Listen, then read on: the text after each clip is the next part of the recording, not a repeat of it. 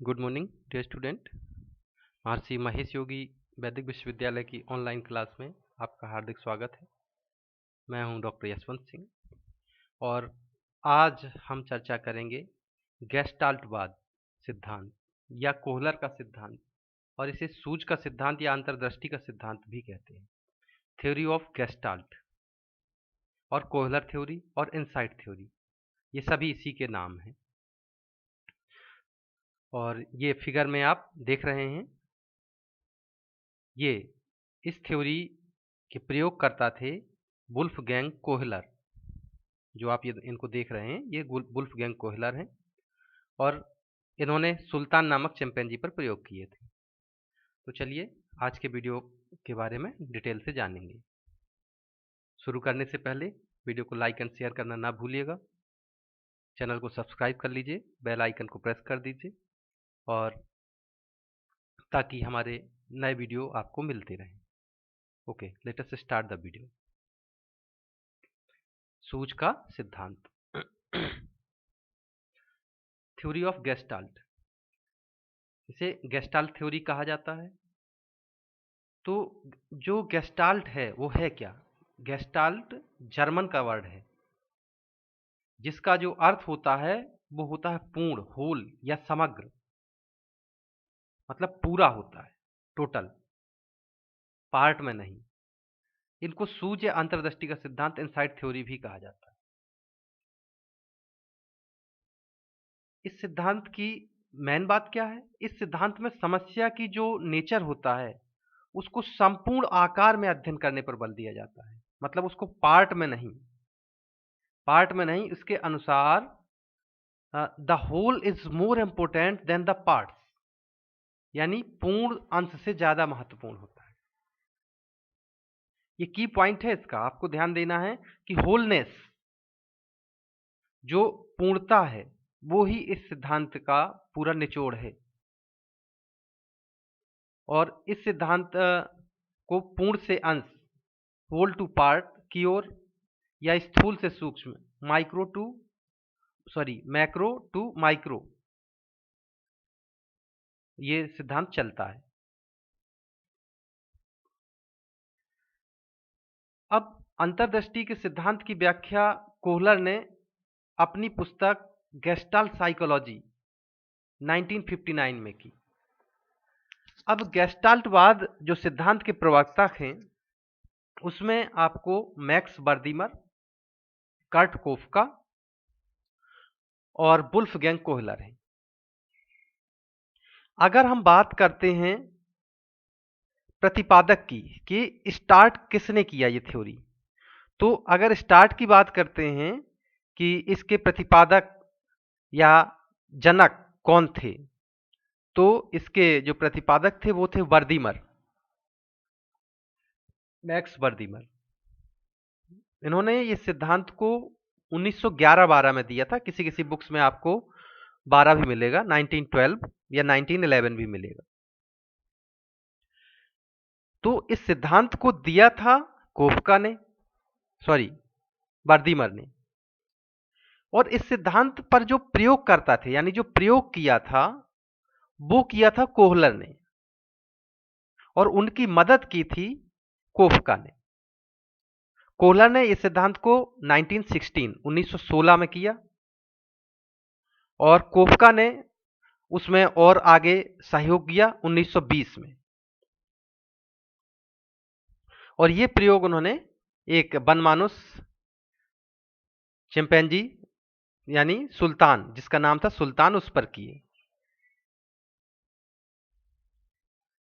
इस थ्योरी के कुछ अन्य नाम भी हैं, जैसे आपने देखा ही है थंबनेल में ही, गेस्टाल्टवाद का सिद्धांत, सूझ का सिद्धांत, कोहलर का सिद्धांत, समग्रवादी सिद्धांत मतलब पूरा, होलनेस थ्योरी, समग्रवादी सिद्धांत, पूर्णाकार थ्योरी, पूर्णाकार सिद्धांत, वही होलनेस थ्योरी, पूर्ण से अंश की ओर सिद्धांत, और तात्कालिक ज्ञान का सिद्धांत। सूझ में होता क्या है कि तत्काल किसी चीज का हल एकाएक सूझता है, इसलिए इसको तात्कालिक ज्ञान का सिद्धांत भी कहते हैं। तो मेन बातें ये याद रखिएगा कि इसके जो प्रतिपादक थे वो बर्दीमर थे 1912। प्रयोगकर्ता थे कोहलर, जिन्होंने इस पर प्रयोग किए। और प्रयोग किस पर किए? बनमानस यानी चिंपैंजी पर, जिसका नाम था सुल्तान। इनका सहयोग किसने किया? कोफका ने। कर्ट कोफका इनका पूरा नाम है। मैक्स बर्दीमर, कर्ट कोफका और वुल्फगैंग कोहलर, ये 3 लोग इसमें शामिल हैं। गेस्टाल्टवादी और लोग हैं और ये जर्मनी के निवासी हैं। गेस्टाल्टवाद जर्मन से उत्पन्न हुआ है। अब देखिए, और जो आपने थ्योरी पढ़ी उनके अनुसार प्रयास और त्रुटि सीखने की मुख्य वजह होती थी, स्टिमुलस और रिस्पॉन्स। लेकिन गेस्टाल्टवादी मानते हैं कि इस सिद्धांत में सीखना जो है प्रयास या त्रुटि से ना होकर सूझ के द्वारा होता है। गेस्टाल्ट सिद्धांत में आकार की पूर्णता को महत्व दिया जाता है। किसी भी आकार की होलनेस पूरा हो, वो उसको इंपॉर्टेंस दिया जाता है। उसके विभिन्न अंगों पर ध्यान नहीं दिया जाता। किसी समस्या को पूरा, अगर कोई प्रॉब्लम है तो उसका पूरा स्टडी किया जाता है, उसके पार्ट पार्ट में स्टडी नहीं किया जाता, जैसे स्किनर करता है। स्किनर की थ्योरी में आप देखेंगे कि वो समस्या को छोटे छोटे अंशों में विभाजित करने की बात करते हैं, लेकिन यहां पर ऐसा नहीं है, यहां पूरी समस्या की स्टडी की जाती है। तो इसमें आकार की पूर्णता को महत्व दिया जाता है, उनके अंगों पर नहीं, क्योंकि अंगों की अपेक्षा संपूर्ण हमेशा बड़ा होता है। अब ये अंतर्दृष्टि क्या है? इसमें अंतर्दृष्टि की बात तो एंडरसन महोदय ने कहा कि अंतर्दृष्टि से तात्पर्य समस्या के हल को यकाएक प्राप्त कर लेने से है। यानी किसी समस्या के हल को हम अचानक प्राप्त कर लें, तो अचानक जब हम प्राप्त कर लेंगे तो वो क्या है? वही सूझ है। दूसरे अदर वर्ड्स में आप कहें कि जब तक समस्या दिखाई नहीं पड़ती है तब तक उसका हल नहीं होगा। यानी समस्या का दिखाई देना जरूरी है। जब समस्या दिखेगी तो आपको अंतर्दृष्टि आएगी। जैसे आप लोगों ने बचपन में एक कहानी सुनी होगी, प्यासा कौवा, थ्रस्टी क्रो। ये इंग्लिश में और हिंदी में दोनों में कहीं मिल जाती है कभी बुक्स में। तो उसमें क्या था कि एक कौवा प्यासा था।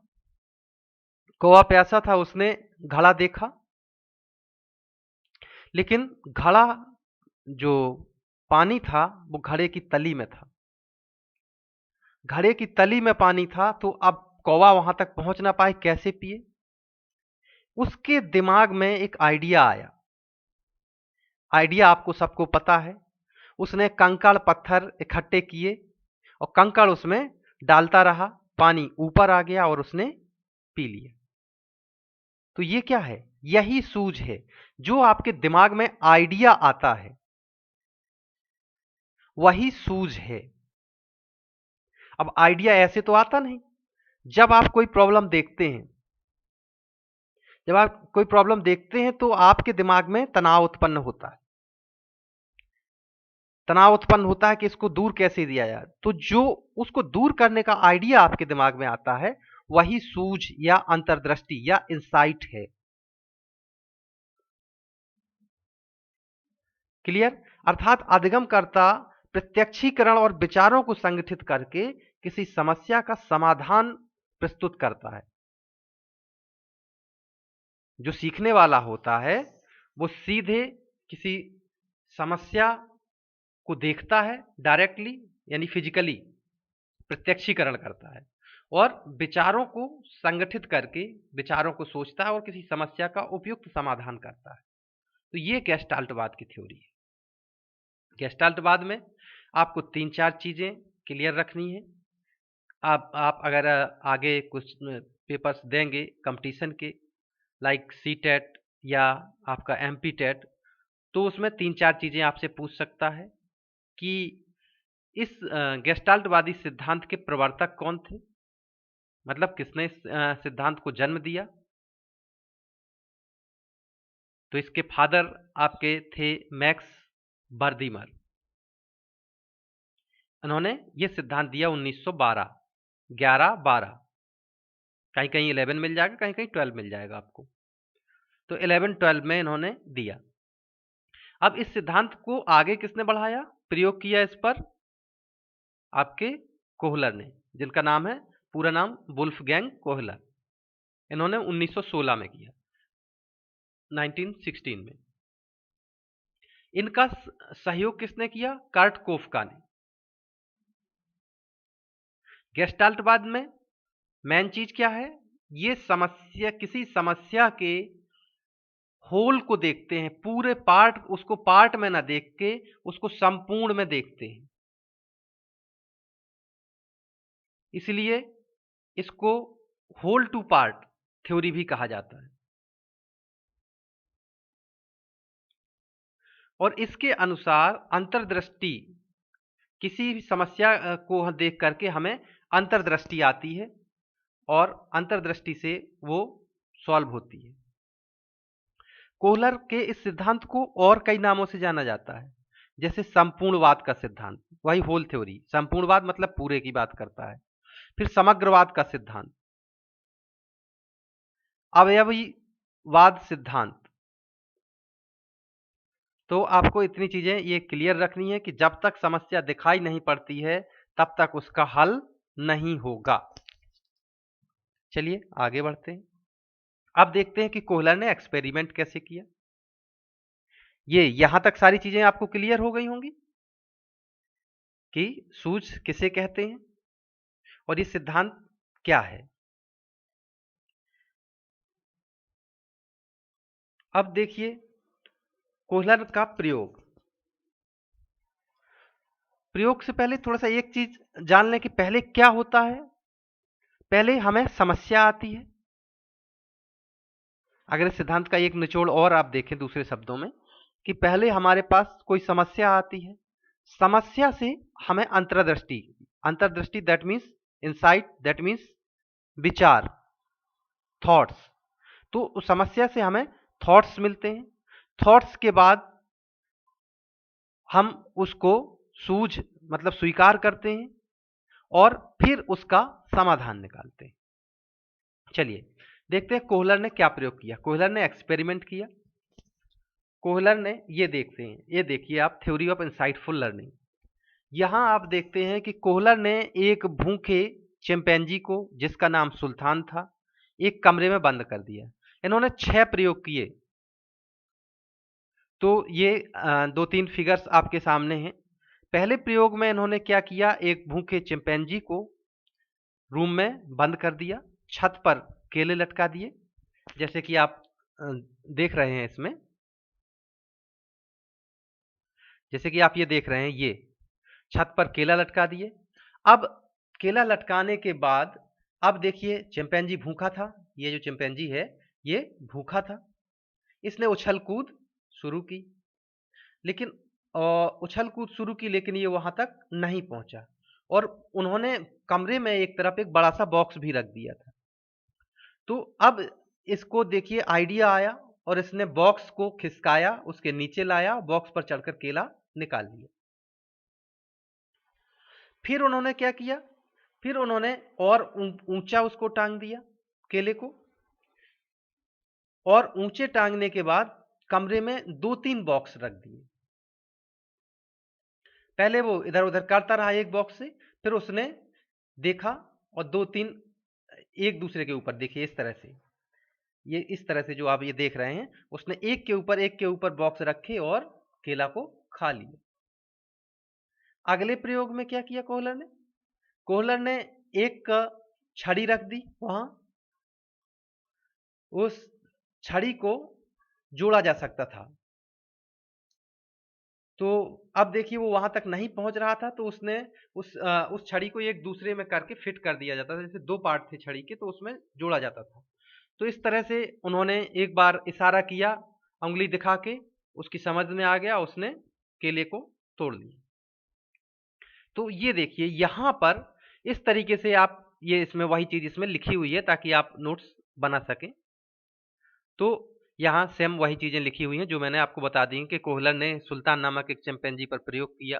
कोहलर ने भूखे सुल्तान को एक कमरे में बंद रखा तथा उसकी छत से केले लटका दिए। सुल्तान इन्हें प्राप्त करने का प्रयास करता है लेकिन असफल रहता है। सुल्तान ने कमरे का बारीकी से पूर्ण आकार, समग्र आकार में अध्ययन किया। पहले रूम को अच्छे से देखा और पाया कि कमरे में एक बड़ा सा बॉक्स था। सुल्तान ने बॉक्स का प्रयोग किया और केले प्राप्त किए। अब देखिए, सुल्तान द्वारा कमरे में बॉक्स को देखना, समस्या के पूर्ण आकार का अध्ययन तथा बॉक्स के प्रयोग करना सुल्तान की अंतर्दृष्टि व सूझबूझ, इंसाइट एंड सेंस का परिणाम है। क्लियर? तो ये इन्होंने एक, अब देखिए सेकंड, कोहलर ने फिर से एक प्रयोग किया। कोहलर ने एक पिंजरे में सुल्तान नामक चिंपैंजी को बंद कर दिया। ये देख रहे हैं आप, एक पिंजरे में सुल्तान नामक चिंपैंजी को यहां बंद कर दिया। ये जो आप देख रहे हैं, सुल्तान नामक चिंपैंजी को इन्होंने बंद कर दिया। अच्छा, अब बंद करने के बाद इनको क्या किया कि वहां दो छड़ी डाल दी, जैसे कि आप देख रहे हैं, एक ये है और एक ये है। चिंपैंजी ने एक एक छड़ी से बहुत प्रयास किया कि उस केले को खा ले। पिंजरे के बाहर केला रख दिया था। अब उसने क्या किया, आइडिया लगाया, इधर उधर करता रहा, इधर उधर, जैसे ये देख रहे हैं, दोनों छड़ियों को हाथ में पकड़ के उससे खेलने लगा। अचानक वो छड़ी एक दूसरे में समा गई, जुड़ गई। ये जो सी पोजीशन में आप देख रहे हैं, ए में दो छड़ियां थी, बी में दोनों को उन्होंने उठा लिया, उठाने के बाद उससे खेलने लगा। तीसरी में वो अचानक उससे जुड़ गई तो उसके दिमाग में अब आइडिया आया, छड़ी लंबी हो गई और उसने केला तक पहुंच गई और केला को खा लिया। तो इस तरह के, अब इससे क्या हो गया, इससे उसको इंसाइट मिली, और इंसाइट मिली तो इंसाइट से उसने सीखा। क्लियर? इंसाइट से उसने, जैसे यहां पर भी आप देख रहे हैं, यहां पर भी उसने वही किया था। पहले प्रयोग में भी यहां भी उसने वही किया था कि उसको जो भी केला था, फिर बॉक्स रखने के बाद उनके ऊपर चढ़ गया। तो ये था उसका, ये इसमें वही चीज लिखी हुई है, छड़ों के माध्यम से लंबा करके उसने प्राप्त कर लिया। अब देखिए, उपरोक्त प्रयोग के आधार पर अब हम निष्कर्ष क्या निकाल, आप देख रहे हैं, जैसे मैंने पहले बताया कि प्यासा कौवा की कहानी या न्यूटन का गुरुत्वाकर्षण का प्रयोग भी सूझ व अंतर्दृष्टि का ही परिणाम है। हम अपने जीवन में बहुतायत बहुत सारे ऐसे काम करते हैं कि किसी समस्या को देखते हैं और उसके इधर उधर देखते हैं, आइडिया लगाते हैं, काम हो जाता है। तो जो आप अपनी उंगली से अपने दिमाग में ऐसे पुश करते हो ना कभी कि आइडिया आइडिया, तो जो आइडिया आपका होता है वही सूझ है, वही अंतर्दृष्टि है, वही इंसाइट है। निष्कर्ष देखिए क्या निकला इस थ्योरी का। कोहलर ने क्या किया, 5-6 प्रयोग किए चिंपैंजी पर। निष्कर्ष निकाला कि जीव संपूर्ण वातावरण का प्रत्यक्षीकरण करता है, यानी फिजिकली उसको, प्रत्यक्षीकरण मतलब फिजिकली वॉच करता है, प्रत्यक्षीकरण करता है, और इसके आधार पर उनमें सूझ उत्पन्न होती है। जब वो किसी चीज को देखता है, समझता है, तो उसमें एक सूझ उत्पन्न होती है। इससे वह अपनी समस्या का समाधान सीख लेता है। अर्थात जब व्यक्ति के सामने कोई भी समस्या आती है तो समस्या का समाधान करने के लिए उसके माइंड में बहुत सारे थॉट्स आते हैं, और जिनके बेस पर वो अपनी प्रॉब्लम का सॉल्यूशन निकाल लेता है। तो जो ये विचार आया और जिससे उसने उस प्रॉब्लम को सॉल्व किया, यही विचार ही सूझ या अंतर्दृष्टि कहलाता है। क्लियर? आसान भाषा में आपको यही समझना है कि आपका जो आइडिया है, आप किसी समस्या को देखकर जो विचार करते हैं, उस विचार से वो समस्या कैसे सॉल्व होगी, यही क्या है, सूझ है, यही इंसाइट है।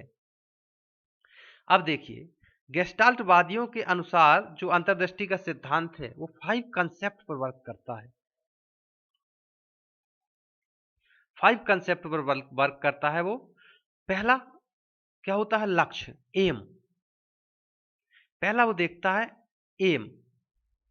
सुल्तान को, जैसे आप फुटबॉल देख लीजिए, फुटबॉल का मैदान देख लीजिए, तो जो कोई प्लेयर होगा उसका एम क्या होगा?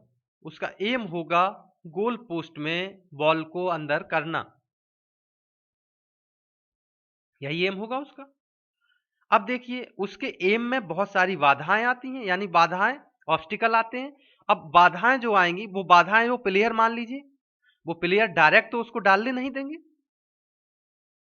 सीधे, तो उसको गोल पोस्ट में ले जाके बॉल नहीं डालने देंगे, यानी बाधाएं आएंगी।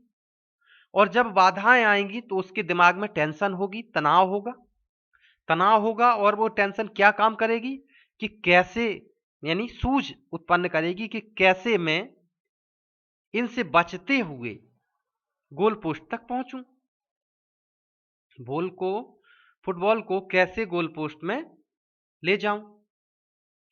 तो ये टेंशन आएगी, टेंशन यानी आइडिया निकालेगा इससे।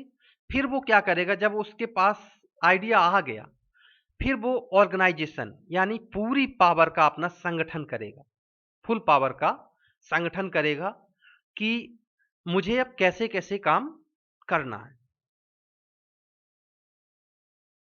तो वो पूरी पावर का संगठन करेगा और इस संगठन में आगे बढ़ेगा। हो सकता है उससे कुछ मिस हो जाए और काम ना हो, तो वो फिर से सोचेगा, यानी फिर सोचेगा कि कहाँ कमी रह गई पावर में, तो फिर अपने आप की जो समस्त शक्तियां हैं रीऑर्गेनाइजेशन करेगा, उनका पुनर्संगठन करेगा और फिर वो सफल हो जाएगा।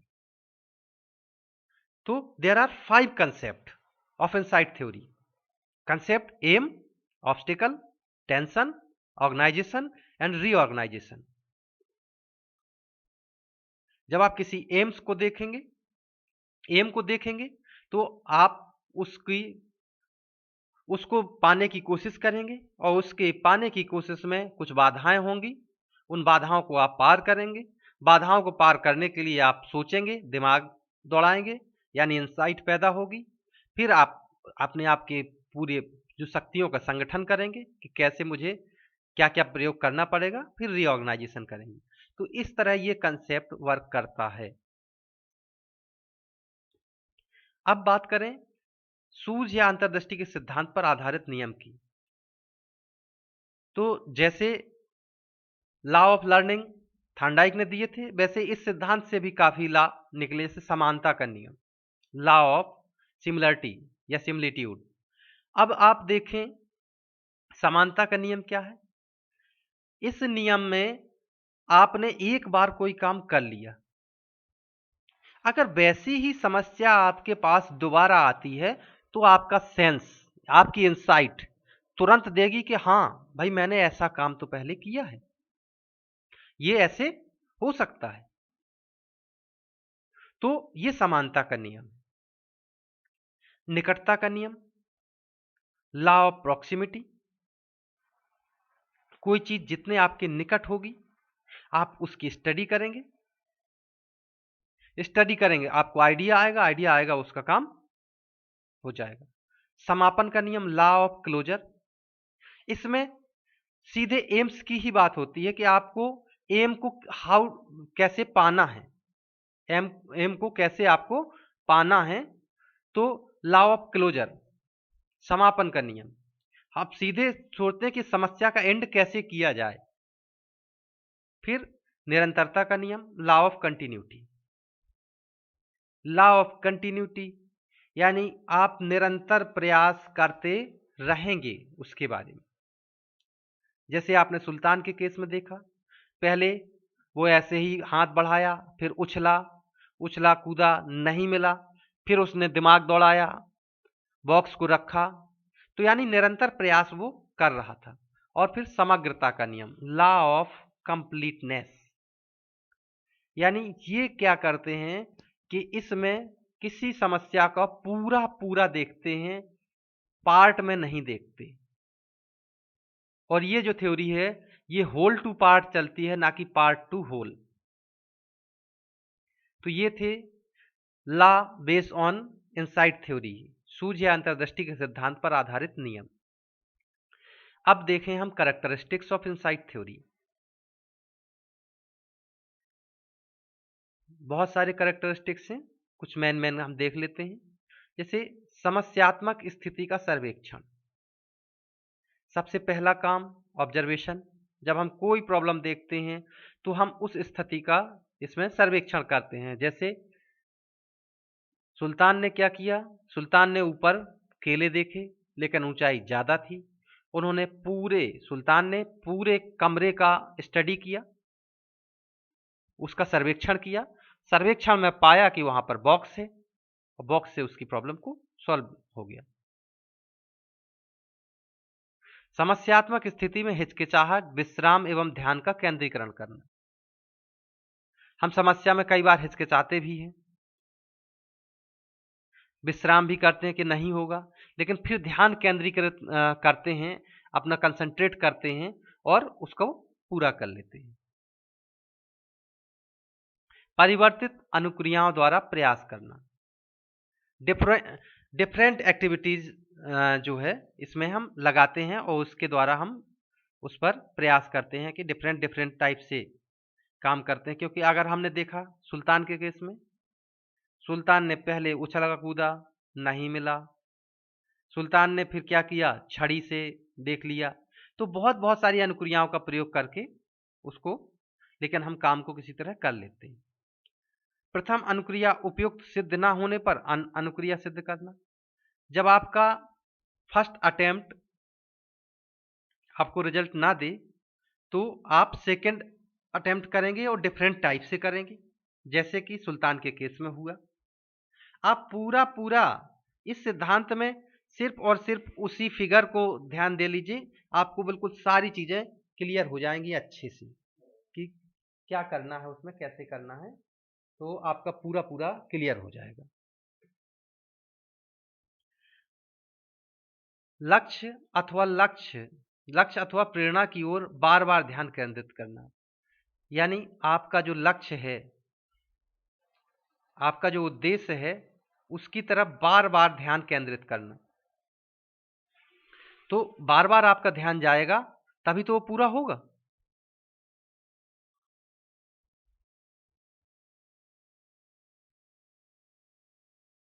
फिर नेक्स्ट पॉइंट है एकाएक उपयुक्त अनुक्रिया अभिव्यक्त करना।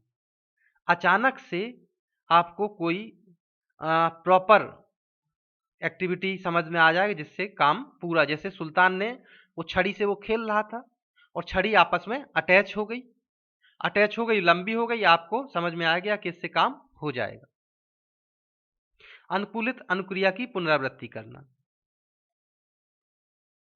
किसी अनुकूलित अनुक्रिया की पुनरावृत्ति करना, यानी आपने देखा कि आपने इस केस में, किसी केस में ऐसा काम किया था और उससे आप सफल हुए थे, तो आप दूसरे केस में भी वो चीज कर सकते हैं, यानी पुनः से उस काम को दोहरा सकते हैं।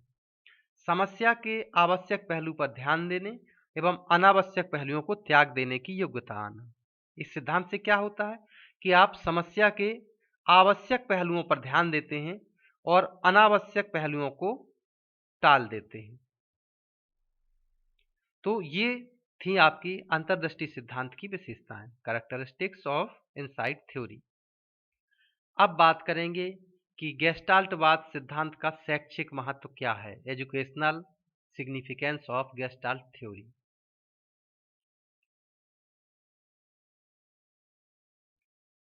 पहला देखिए, शिक्षक को सिखाने के लिए गेस्टाल्टवाद सिद्धांत को ध्यान में रखते हुए अपने अनुभव के आधार पर सरल, ठोस और छोटी छोटी इकाइयों के रूप में अपने छात्रों को पाठ्यक्रम सामग्री पेश करनी चाहिए। पाठ्यक्रम का निर्माण गेस्टाल्टवाद सिद्धांत पर आधारित होना चाहिए। पाठ्यक्रम का निर्माण जो है गेस्टाल्टवाद सिद्धांत पर आधारित होना चाहिए। अब ये पहले वाले में छोटी छोटी इकाइयों का मतलब उसको पार्ट में नहीं, किसी एक मतलब संप्रत्यय को पूरा पार्ट में नहीं उसको करना है, पाठ्य सामग्री को उस तरह पेश करना है। अब देखिए, पाठ्यक्रम का निर्माण गेस्टाल्टवाद सिद्धांत, यानी जो ये थ्योरी है ये पाठ्यक्रम के निर्माण में भी सहायक है। गेस्टाल्टवाद सिद्धांत के द्वारा बालकों में चिंतन, थिंकिंग, मनन और स्वाध्याय, सेल्फ स्टडी या कल्पनाशीलता, इमेजिनेशन, तार्किकता, लॉजिक तो इत्यादि गुणों का विकास होता है। होगा ही, क्योंकि उसको आपने देखा सुल्तान के केस में, सुल्तान ने थिंकिंग सोचा, तब तो इंसाइट आई, और कल्पनाशीलता, तार्किकता, लॉजिक आदि गुणों, क्योंकि इसमें क्या होता है, किसी समस्या के लिए हमें सोचना होता है, हमारे अंदर से इंसाइट होती है और उस पर हम लॉजिक लगा के बहुत सारी चीजें करके, तो इस तरह से बहुत सारे गुणों का चिंतन, मनन, स्वाध्याय, कल्पनाशीलता, तार्किकता आदि गुणों का विकास किया जा सकता है। हाँ, गणित के केस में, गणित और कला के केस में ये जो है समस्या समाधान विधि बहुत उपयोगी होती है, क्योंकि उसमें हमें आइडिया ही लगाना होता है कि हम कैसे करें। ड्राइंग में भी आपको सही से कैसे करना है और मैथ में भी किसी तरह कैसे करना है, तो ये चीजें इसमें काफी इंपॉर्टेंस रखती हैं। अनुसंधान विधि तथा खोज विधि यानी ह्यूरिस्टिक मेथड गेस्टाल्टवाद सिद्धांत पर आधारित है। जो रिसर्च मेथड है, रिसर्च मेथड में हम क्या करते हैं, रिसर्च यानी फिर से कोई चीज की खोज करना, कोई चीज ऑलरेडी है उसको फिर से रिसर्च करना, दोबारा से खोज करना, उसमें कुछ नई बातें देखना, और तो ये गेस्टाल्टवाद सिद्धांत पर ही आधारित है कि ये ऐसा है तो ऐसा क्यों नहीं हो सकता, और कुछ इसमें हो सकता है। यह सिद्धांत रचनात्मक कार्य, क्रिएटिव वर्क के लिए उपयोगी है और रटने जैसी क्रिया का खंडन करता है। तो इसमें रटने जैसी क्रिया का ये खंडन करता है, रटना नहीं है। तो ये इसका शैक्षिक महत्व। अब बात करेंगे अंतर्दृष्टि या सूझ के सिद्धांत की आलोचना, क्रिटिसिज्म ऑफ इनसाइट थ्योरी। आपको पता है कि कमियां सब में होती हैं, तो इस सिद्धांत में भी कुछ कमियां हैं। यद्यपि ये सिद्धांत अत्यंत उपयोगी रहा है शिक्षण के क्षेत्र में, पर इसमें कुछ कमियां हैं। कमियां ये कि अभ्यास के प्रभाव की उपेक्षा। इसने क्या किया है कि जो आप इफेक्ट होता है किसी चीज का, एक्सरसाइज का इफेक्ट जो होता है, उसके प्रभाव को इसने नकार दिया। ये सबसे बड़ी कमी है, क्योंकि करत करत अभ्यास ते जड़मत होत सुजान और असड़ी आवत जात ते सिल पर परत निशान। यानी जब हम कोई काम करते हैं तो देखिए, आपने कुआं देखा होगा, कुआं में बार बार रस्सी खींचते खींचते सिल जो रस्सी किसकी होती है, सन वगैरह की, मतलब छोटे छोटे बहुत कमजोर पार्ट्स की, कमजोर चीजों की बनी हुई होती है, प्लास्टिक की होती है, लेकिन पत्थर को वो काट देती है। तो ये किसका अभ्यास का कारण, कि बार बार आप किसी काम को करेंगे। तो इस सिद्धांत ने अभ्यास के प्रभाव की कंप्लीटली उपेक्षा कर दी। इसका मानना है कि हम कोई काम अभ्यास से नहीं सीखते, जबकि हम अचानक से सीख लेते, यानी एकाएक सीखते हैं। किसी समस्या का समाधान हम एकाएक सीखते हैं। तो यह सिद्धांत पूरी तरह अभ्यास के प्रभाव की उपेक्षा करता है, केवल तर्क, सूझ, तुलना आदि को ही महत्व देता है। अब दूसरे देखिए, अंतर्दृष्टि को एकाएक मानना। प्रसिद्ध वैज्ञानिक आलपोर्ट का मानना है, ये क्या कहता है कि अंतर्दृष्टि अचानक आती है हमें। इसके लिए उन्होंने सुल्तान का प्रयोग, जैसे सुल्तान को छड़ी अचानक जुड़ गई। अब अल्पोर्ट इस विषय में कहते हैं कि सूझ क्रिया अचानक में ना होकर क्रमिक होती है। अल्पोर्ट का मानना है कि जो सूझ की क्रिया है वो अचानक ना होकर के क्रमिक होती है। उसको ऐसा थोड़ी ना है कि तुरंत दिमाग में आया होगा, नहीं, उसको दिमाग में आया होगा कि ऐसा हो जाए फिर ऐसा हो जाए। तो इस तरह से ये अल्पोर्ट कहता है। तो ये इतनी आलोचना है। तो इस तरह से हमारी ये आज की थ्योरी कंप्लीट हो गई। आपको सारांश में याद रखना है, इसके प्रतिपादक थे बर्दीमर, मैक्स बर्दीमर। प्रयोगकर्ता थे कोहलर। कोहलर ने 1916 में प्रयोग किया और बर्दीमर ने 1912 में ये थ्योरी को दिया। सहयोगी थे कोफ्का, कर्ट कोफ्का,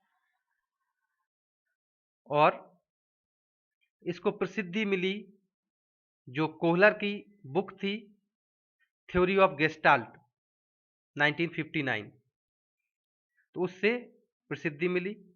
और प्रयोग किस पर किया? वनमानुष पर, यानी चिंपैंजी, जिसका नाम था सुल्तान। उपनाम गेस्टाल्टवाद सिद्धांत, समग्रवादी सिद्धांत, सूझ का सिद्धांत, पूर्णकार सिद्धांत, पूर्ण से अंश की ओर सिद्धांत, तात्कालिक ज्ञान का सिद्धांत, ये कुछ अन्य नाम हैं। और जब तक समस्या दिखाई नहीं पड़ती है तब तक उसका हल नहीं होगा। तो ये था हमारा अंतर्दृष्टि या सूझ का सिद्धांत। आशा करता हूं कि आपको समझ में आया होगा। यदि समझ नहीं आता है